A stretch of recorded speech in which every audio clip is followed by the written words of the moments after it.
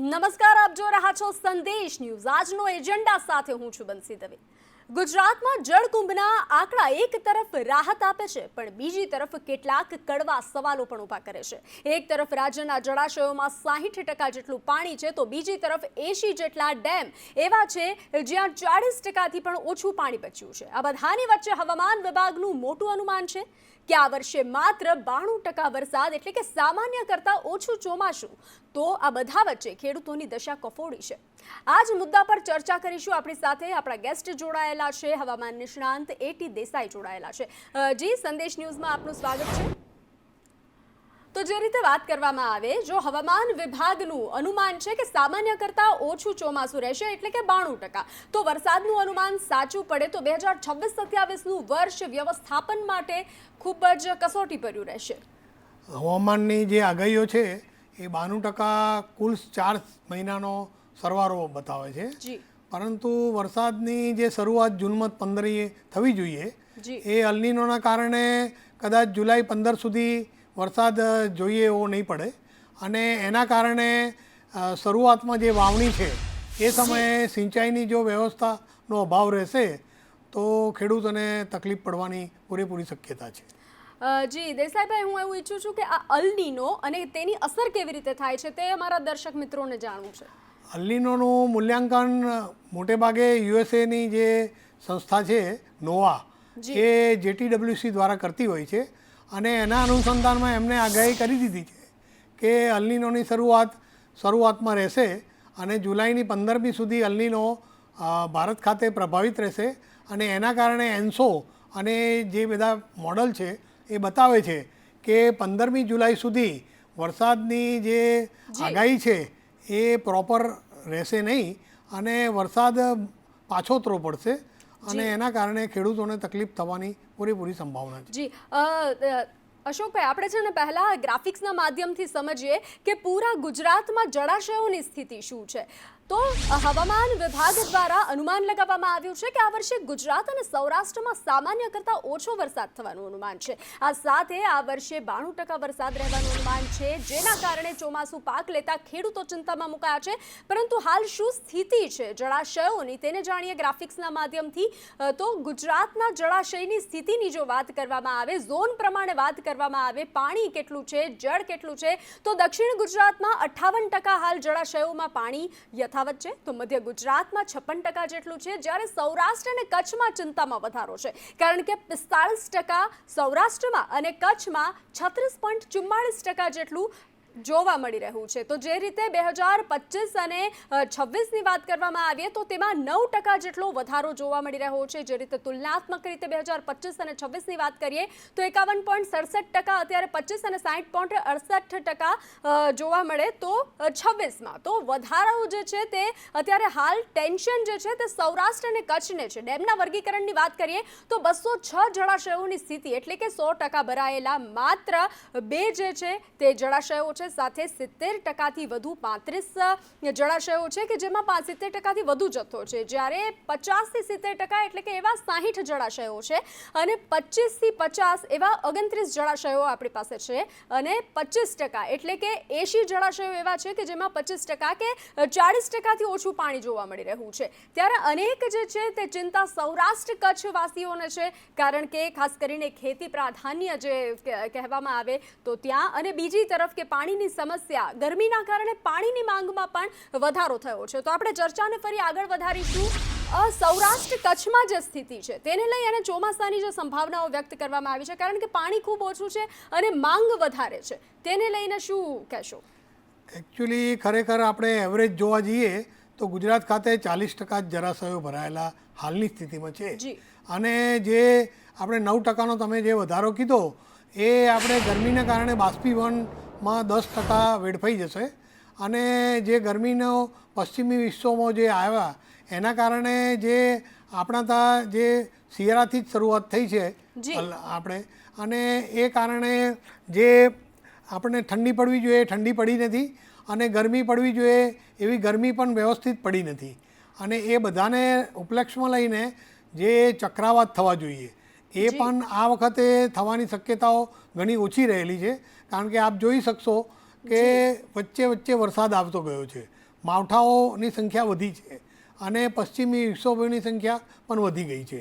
એના કારણે ચક્રવાતની શક્યતાઓ ઘણી ઓછી થઈ ગઈ છે અને એના કારણે જે વચ્ચે જે રાહત પૂરતો વરસાદ ચક્રવાતોને કારણે મળતો હતો એની અભાવને કારણે આપણને પાણીમાં ખેંચ પડવાની પૂરેપૂરી શક્યતા. અશોકભાઈ, એક જે પ્રશ્ન ખેડૂતોને અત્યારે ખૂબ સતાવી રહ્યો છે કે અત્યારની જે સ્થિતિ છે તેમાં ચોમાસું ક્યારે આવશે? શું તેના સામાન્ય સમય કરતાં વહેલું હશે, મોડું હશે? શું સ્થિતિ છે હાલની જે અલ નીનોની પરિસ્થિતિ છે એ જોતાં જુલાઈ 15 સુધી ચોમાસું વ્યવસ્થિત રીતે સર્જાય તેવા કોઈ ગ્રહમાન દેખાતા નથી અને એના કારણે પાછોતરો વરસાદ આવશે એટલે શરૂઆતમાં આપણે પાણીનો બહુ જ બચાવ કરવો પડશે અને સિંચાઈની વ્યવસ્થાઓ કરવી પડશે, કારણ કે જ્યારે આપણે વાવણી કરવાની હોય ત્યારે પાણીની જરૂરિયાત પડે જ છે અને એ સિંચાઈ કૃત્રિમ સિંચાઈ દ્વારા થઈ શકે.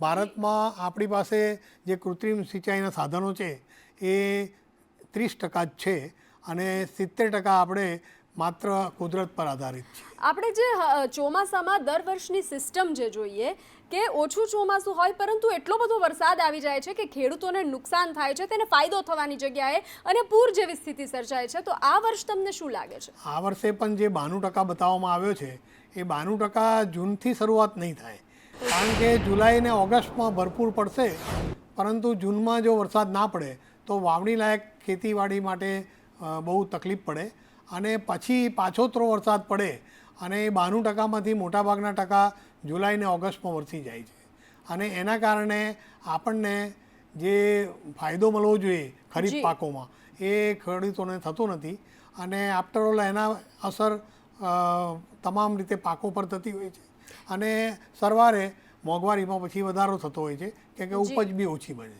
આપણું પૂરું ધ્યાન અત્યારે ખેડૂત પર છે, કારણ કે ખેડૂતને હર વખત પડ્યા પર પાટું જેવી સ્થિતિ સર્જાય છે, તો ખેડૂતો પર શું અસર થશે? કારણ કે ઓછા અથવા તો અસમાન વરસાદના કારણે ખરીફ પાક કપાસ, મગફળી વાવણી પર ખૂબ જ અસર જોવા મળી રહી છે. ખાસ કરીને સૌરાષ્ટ્ર કચ્છ એટલે કપાસને લઈને પણ ખૂબ જ સૌરાષ્ટ્રમાં મહત્વતા જોવા મળે છે, તો સિંચાઈનું પાણી પણ જે છે અત્યારે ઓછું છે, એટલે ત્યાંની શું સ્થિતિ અને ખાસ કરીને ખેડૂત પર શું અસર પડશે?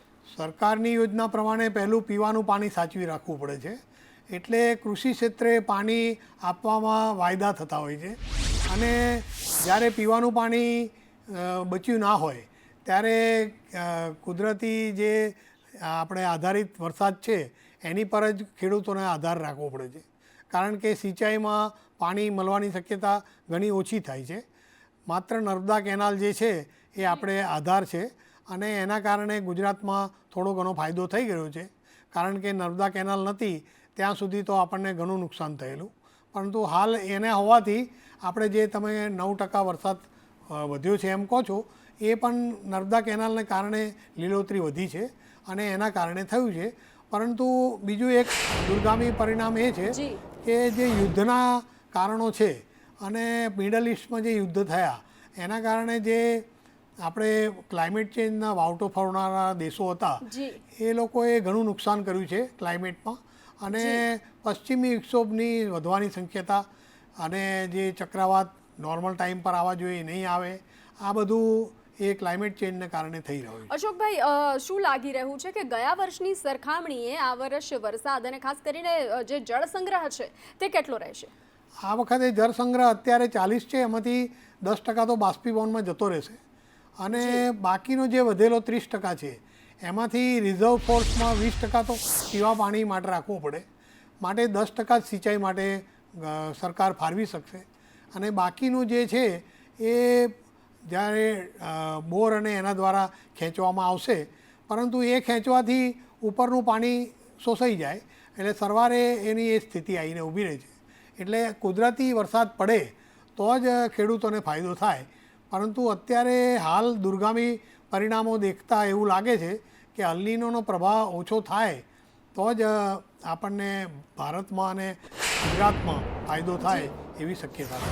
આપે જે પશ્ચિમી વિક્ષેપની વાત કરી, ખાસ કરીને જે ખાડી દેશોમાં યુદ્ધની સ્થિતિ છે તેના કારણે ગરમીમાં ખૂબ વધારો થયો છે, તો તેને લઈ અને ચોમાસા પર શું કયા પ્રકારની સ્થિતિ જોવા મળશે? આપ શિયાળાથી જ જોઈ શકશો કે છેલ્લા શિયાળાથી આપણે પશ્ચિમી વિક્ષોભમાં લગભગ 50%ને બદલે 100%નો વધારો થઈ ગયો છે. કારણ કે અઠવાડિયે એકાદ પશ્ચિમી વિક્ષોભ પહેલાં આવતા હતા અને આજથી 5 વર્ષ પહેલાં મહિનાના 4 પશ્ચિમી વિક્ષોભ નોંધાયા છે. આ વર્ષે આપ જોઈ રહ્યા છો કે મહિનાના 9 થી 10 પશ્ચિમી વિક્ષોભ શિયાળાથી શરૂ થઈ ગયેલા છે અને ઉનાળામાં એની સંખ્યા 10 સુધી પહોંચી ગઈ છે.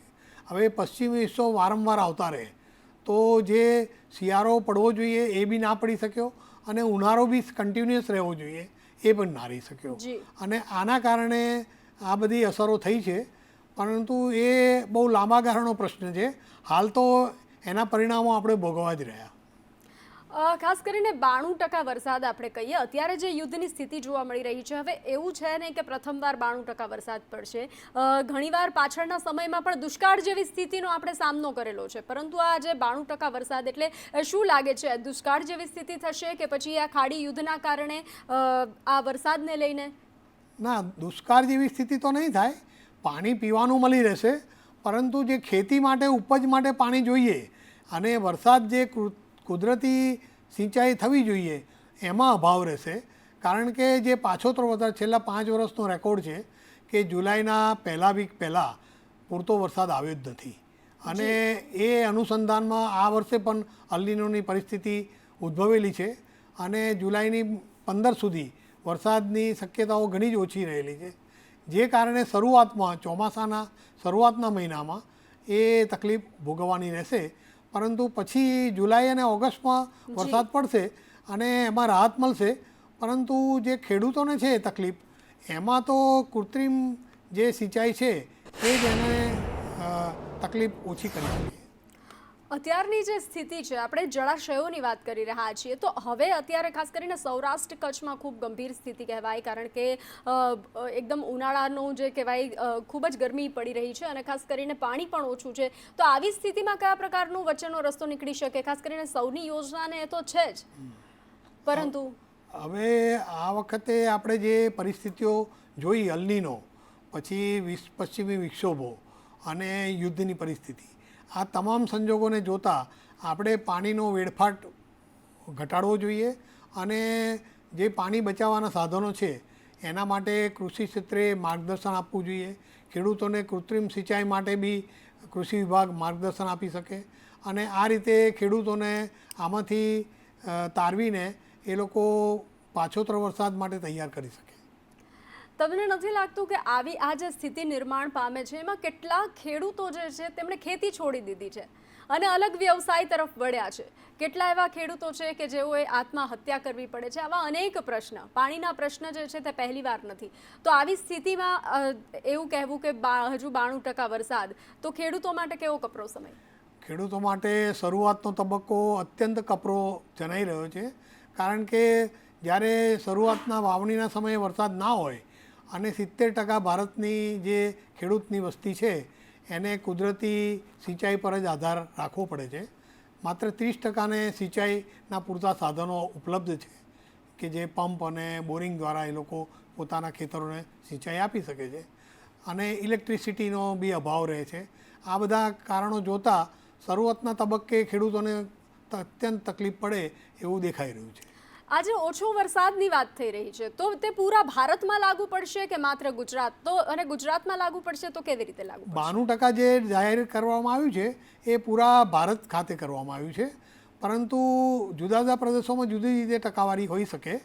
ગુજરાત ખાતે જે છે એ પશ્ચિમી વિક્ષોભનું આપણું એક રાજ્ય છે અને બીજું મોસમી પવનો છે એ શરૂઆતમાં કેરળમાં પ્રવેશતા હોય છે અને એમાંથી પછી ઉપર આવીને એ મહારાષ્ટ્ર અને ગુજરાત બાજુ આવતા હોય છે અને ચોમાસાની શરૂઆત આપણા ત્યાં આંદામાનથી શરૂ થાય છે. કેરળ બાદ કર્ણાટક અને મહારાષ્ટ્ર થઈને ગુજરાતમાં પ્રવેશતું હોય છે. પરંતુ આ વખતે જ્યારે ચોમાસું મોડું જ આવવાનું હોય અને એનો વરસાદ પાછોતરો જ આવવાનો હોય ત્યારે એ આપણને અગાઉથી માહિતી મળી જ જશે.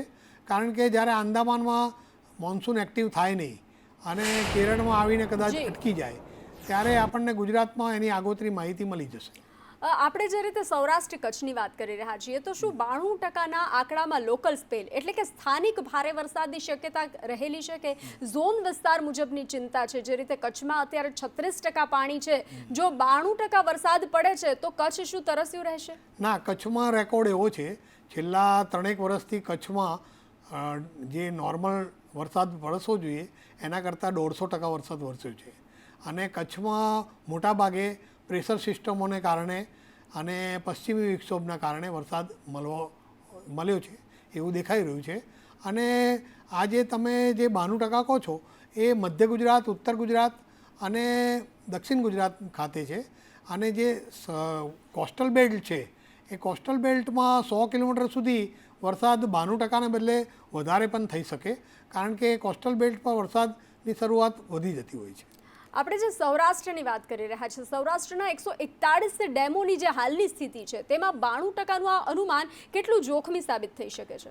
92%નું જોખમી થતું નથી, કારણ કે વરસાદ વરસ્યા પછી એનો જે પાણીનો સ્ત્રોત છે એ તો તળાવો અને ડેમમાં આવવાનો જ છે, પરંતુ એ ક્યારે આવે છે એ અગત્યનું છે.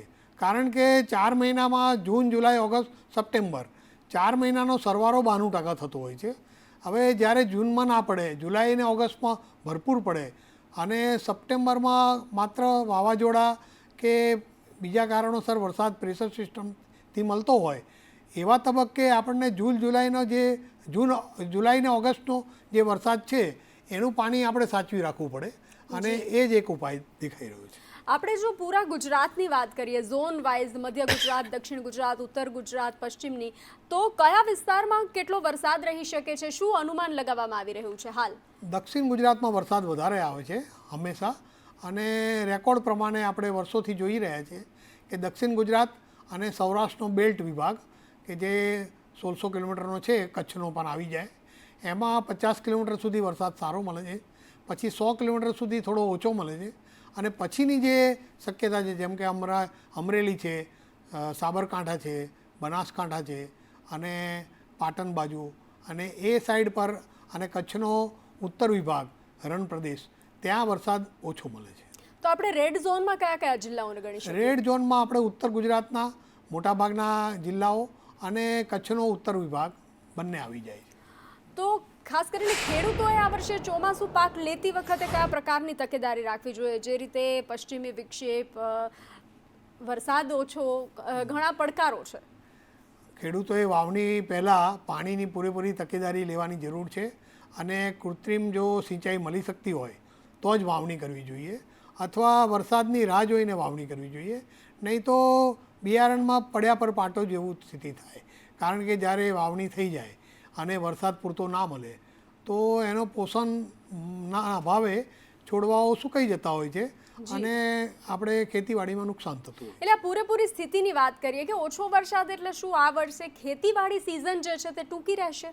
ખેતીવાડી સિઝન તો શરૂઆતથી જ આપણે તમને કહ્યું કે એ પ્રમાણે 5 વર્ષથી જુલાઈમાં જ વરસાદ આવતો હોય છે, તો વાવણી જે આપણે જૂનમાં થતી હતી એને બદલે આ વખતે થોડી મોડી કરે, અને ખેડૂતોને ખબર જ છે, અને એ લોકો મોટે ભાગે કૃષિ વિભાગ દ્વારા સૂચનાઓ મળી જતી હોય છે, એ પ્રમાણે એ લોકો વાવણી કરતા હોય છે. અને આ વખતે હવે કૃષિ વિભાગે પૂરતું માર્ગદર્શન હવામાન ખાતાને સંલગ્ન રહીને કરવું જોઈએ.